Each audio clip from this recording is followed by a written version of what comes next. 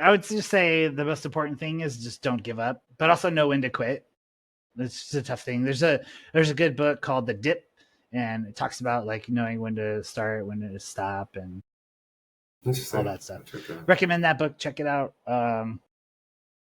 Another one I love is by Ira Glass, and he talks about, Mm-hmm. and it resonates with me pretty well. It's just like when you're young and you're starting out, that the thing that got you in the game is your taste. That Mm-hmm. you build stuff and you look at it and it's just kind of missing something, like Mm-hmm.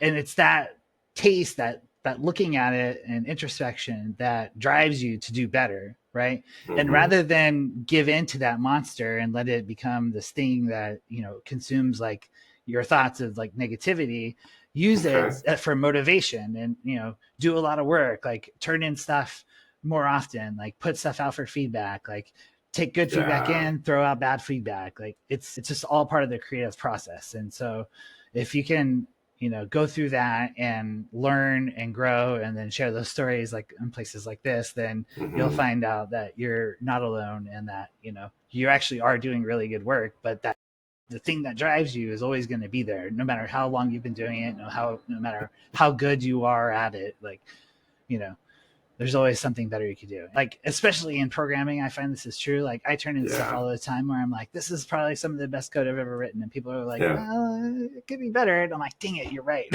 Yeah. Yeah. Yeah. Yeah.